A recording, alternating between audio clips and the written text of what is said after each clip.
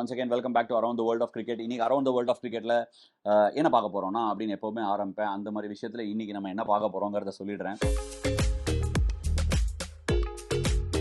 Basically வந்து IL T20 final ஸ்டேஜுக்கு போயாச்சு. ஷார்ஜா வாரியர்ஸை டெசர்ட் வைப்பர்ஸ் பொழந்துட்டு ஃபைனல்ஸ் போய் சேர்ந்துருக்காங்க. இவங்கெல்லாம் ஃபைனல்ஸே போக மாட்டாங்க அப்படின்னு சொல்லி நம்ம பீடாக் என்ன பண்ண போகிறாரு? விலி ஈட் இஸ் வேர்ட்ஸ். அவர்கிட்ட சொல்லியிருக்கேன், உன்னோட எவ்வளோ விஷயத்த தில்லா பொட்டன்ஷியலாக சொல்கிற, அது நடக்கலைன்னா அதை நீ அக்செப்ட் பண்ணணும் அப்படின்னு சொல்லியிருக்கேன். அடுத்த ஷோவில் வரும்போது அவர் விலி ஈட் இஸ் வேர்ட்ஸ் வெயிட் பண்ணி பார்ப்போம். அதுக்கப்புறம் ரொம்ப முக்கியமாக நம்ம பார்க்கலாம்னு நினைக்கிறது என்னன்னா, ஸ்டீவன் ஸ்மித் ஒரு காலகட்டத்தில் Joe Root, Kane Williamson, Virat கோலியோட சேர்ந்து வருவாரா? 2 வருஷத்துக்கு முன்னாடி ஸ்டீவ் ஸ்மித் அவ்வளோதான்ப்பா காலிப்பா அப்படின்னு சொன்னவங்களாம் நிறைய பேர் இருக்காங்க. 10,000 ரன்ஸ் போவாரான்னு சந்தேகம் எழுப்பினவங்க நிறைய பேர் இருக்காங்க. இப்போ என்ன நினைக்கிறீங்க எல்லாரும் அப்படிங்கிறதையும் நம்ம கமெண்ட் செக்ஷனில் விடுங்க. ஸ்டீவன் ஸ்மித்தோட batting form, back as captain. Australia வந்து ஸ்ரீலங்காவோட மண்ணில் ஸ்ரீலங்காவை வீழ்த்தி 8 டெஸ்ட் சீரீஸ் வின்னோட ஒரு நுனியில் இருக்காங்க. அந்த டெஸ்ட் சீரீஸை வின் பண்ணிட்டு WTCக்கு தைரியமாக கான்ஃபிடென்ட்டாக போவாங்க. ஆஸ்திரேலியா என்ன சொல்லிட்டாங்கன்னா, ஹேசல்வுட் இல்லை, அன்ஃபிட்டு, WTC ஃபைனலுக்கு ப்ரிப்பேர் வேறு பண்ணணும், அதனால RCBக்கு அனில் அல்லா அப்படின்னு சொல்லிட்டாங்க cricket Australia. So Josh Hazlewood கிடையாது, Pat Cummins pull out, Marcus Stoinis retired, Mitchell Marsh injured. So 2023 world cup winning ஸ்குவாட்லேருந்து இவ்வளோ பேர் இல்லை. ஆனால் என்னன்னா, என்னை பொறுத்த வரைக்கும் நான் எப்போவுமே சொல்லியிருக்கேன், ஸ்டீவன் ஸ்மித்தும் கேப்டன்சியும் marriage made in heaven. Steven Smith கேப்டனாக ஆஸ்திரேலியாவுக்கு வந்திருக்காரு. பாகிஸ்தானில் விளையாட போகிறாங்க. அவரோட பேட்டிங் ஃபார்மை டிராவிஸ் ஹெட்டு, மானஸ் லபுஷேன் மற்றும் கிளென் மேக்ஸ்வெல் இவங்கெல்லாம் சேர்த்து ஒன்றா வந்து ஆஸ்திரேலியன் டீமை செமிஃபைனலுக்கு புல் த்ரூ பண்ண முடியுமா? ஏன்னா ஞாபகம் வச்சுக்கோங்க, T20 வேர்ல்டு கப்பில் அவங்க குவாலிஃபை ஆகலை. பீடாக் கூட சொல்லியிருந்தார் குவாலிஃபை ஆக மாட்டாங்கன்னு. நான் ரொம்ப சர்ப்ரைஸ் ஆனேன். அதே மாதிரி குவாலிஃபை ஆகாமல் போனாங்க. நெவர்தலெஸ் என்னோட வியூவில் ஆஸ்திரேலியா எப்போவுமே ஒரு பயங்கரமான சாம்பியன் டீம். மார்க்கி டோர்னமெண்ட்ஸில் வந்து எழுப்புவாங்க, அவங்களோட பெஸ்ட் கேமை கொண்டு வருவாங்க.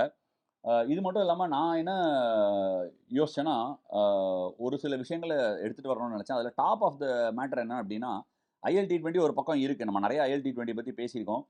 அதில் இன்னொரு விஷயம் ஒன்று நடந்திருக்கு. என்னன்னா, சாம் கரன். இப்போ சாம் கரனை பற்றி ஏன் பேசுகிறேன்னா, நம்ம சிஎஸ்கே ஃபேன்ஸ், சிஎஸ்கே பிளட்ஸ்லாம் பார்த்துட்டே இருப்பீங்க.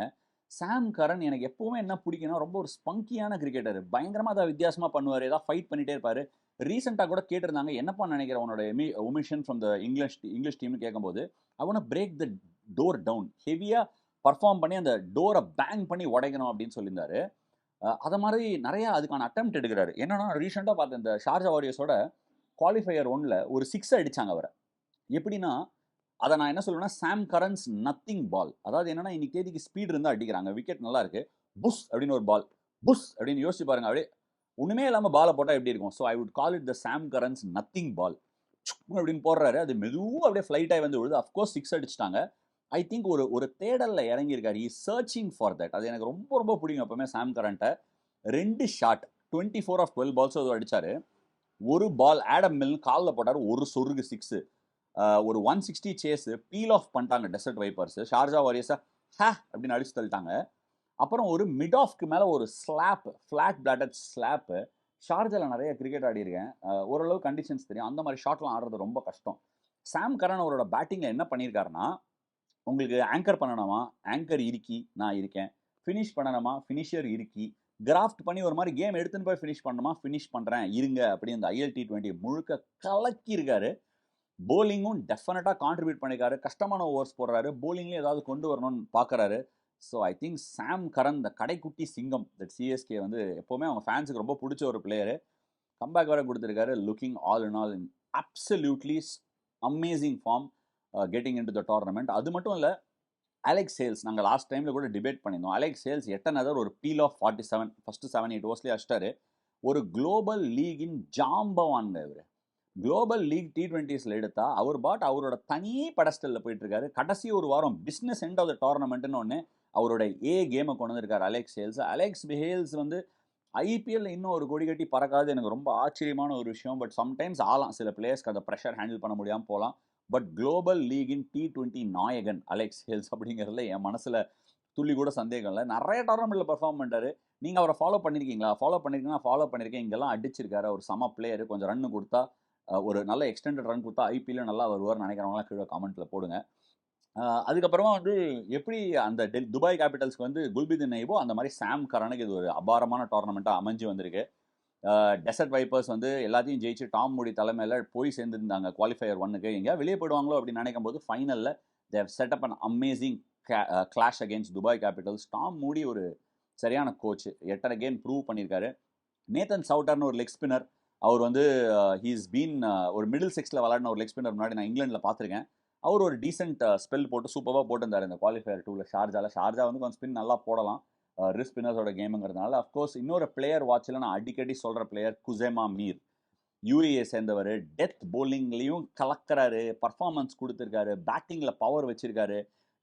யூஏஇயை சேர்ந்தவர். இந்த மாதிரி எக்ஸ்டர்னலாக வெறுமன மெயின் ஸ்ட்ரீம் கண்ட்ரிஸ்லேருந்து வராமல் இந்த மாதிரி கண்ட்ரிஸ் ஞாபகம் வச்சுக்காங்க. Once upon time Rashid Khan இப்படி தான் வந்தார்.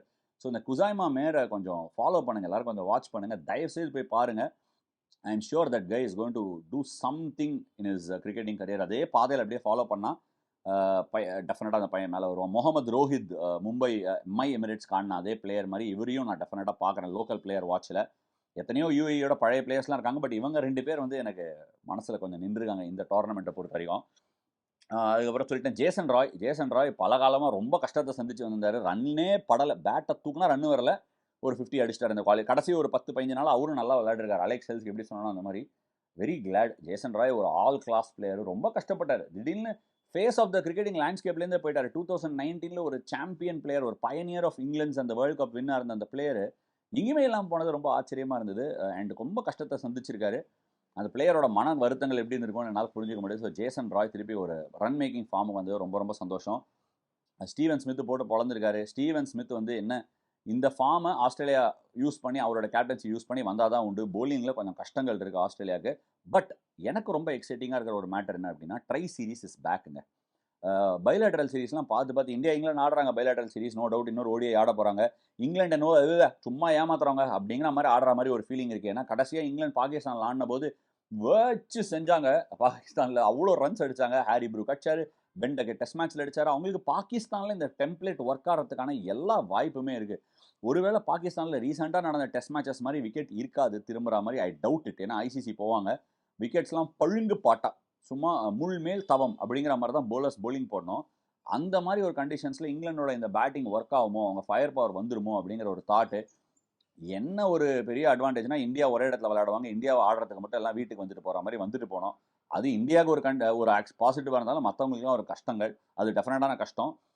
ட்ரை சீரிஸ் இஸ் பேக் அப்படின்னா எனக்குலாம் முன்னாடி 90s கிட்ஸ்லாம் டெஃபினட்டாக ஒரு லைக்கை போடுங்க இதுக்கு. டெஃபினெட்லி இந்த சம்மர் வந்துடும், ஸ்கூல் முடிஞ்சோடனே ஹாலிடேஸ் விட்டுருவாங்க. அந்த ஹாலிடேஸில் ஷார்ஜாவில் டோர்னமெண்ட் நடக்கும். Try series India, Australia, New Zealand, India, England, Australia, இந்த மாதிரிலாம் நிறையா விளையாடுவாங்க. ஹாலிடேஸ் முடிஞ்சோடனே ஸ்டார்ட் ஆகும். அதில் தான் சச்சினோட டெசர்ட் ஸ்டாம்லாம் பார்த்து அப்படியே கிரிக்கெட்டில் காதலில் விழுந்தேன் அப்படின்னு நான் நினச்சேன் இன்னொரு சமயம். அதை அப்படியே மிஸ் பண்ணிட்டேன். பைலேட்டரல் சீரிஸ் ஆடி, டெஸ்ட் ஆடி, T20 ஆடி, ஐபிஎல் ஆடி, யாருக்கும் டைம் இல்லாமல் போயிடுச்சு.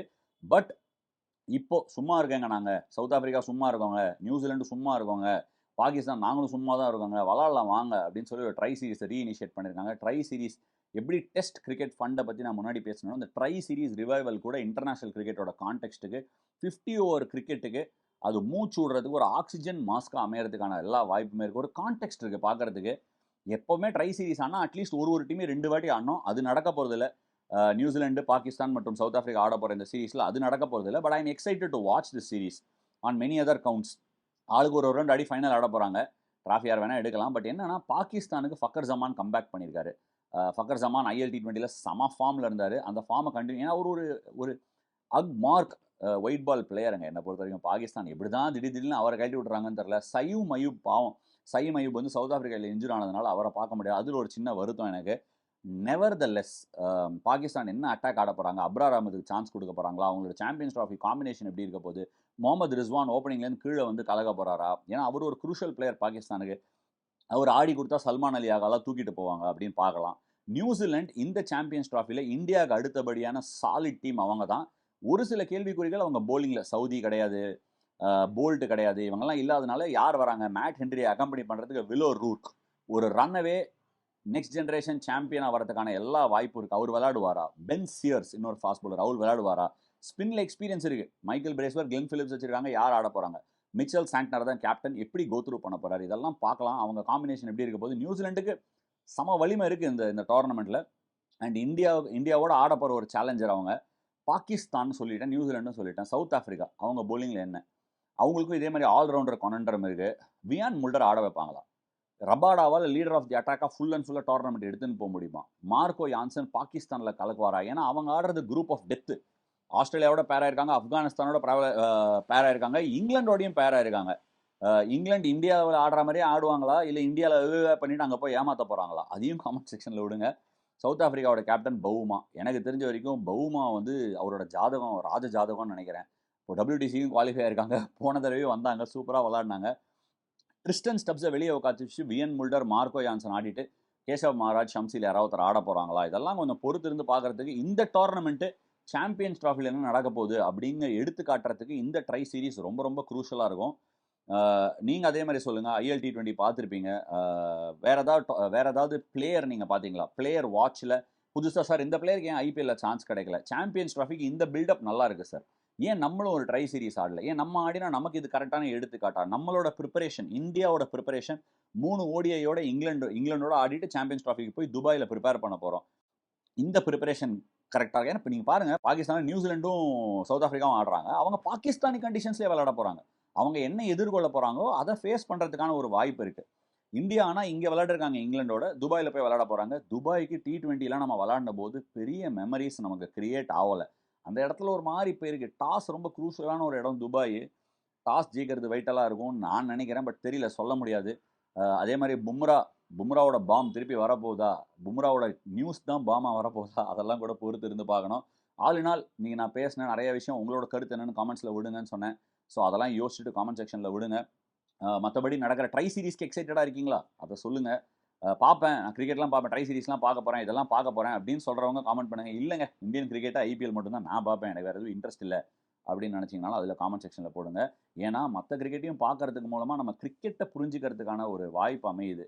நம்ம பிளேயர்ஸை இன்னொருத்தரோட ஒப்பிட்டு பார்க்கலாம். சம்டைம்ஸ் இன்னொரு பிளேயரை பார்க்காமலே நம்ம பிளேயர்ஸை சம்டைம்ஸ் தாழ்த்துறதும் வாழ்த்துறதுமே வந்து சரியான ஒரு அப்ரோச் இல்லை. ஆன் தட் நோட், தமிழ்நாடு விதர்பாவோட விளையாட்டு இருக்காங்க. நான் இந்த வீடியோ ரெக்கார்ட் பண்ணும்போது தமிழ்நாடு டாஸை தோற்று விதர்பா ஃபஸ்ட்டு பேட்டிங் ஆடி கருண் நாயர் பேட்டிங் ஆடிட்டு இருந்தார். உள்ளே போகிறதுக்குள்ளே வீடியோ முடிச்சுட்டு போகிறதுக்குள்ள கருண் நாயர் அவுட் ஆனோன்னு ஒரு ப்ரேயரோட போகிறேன்.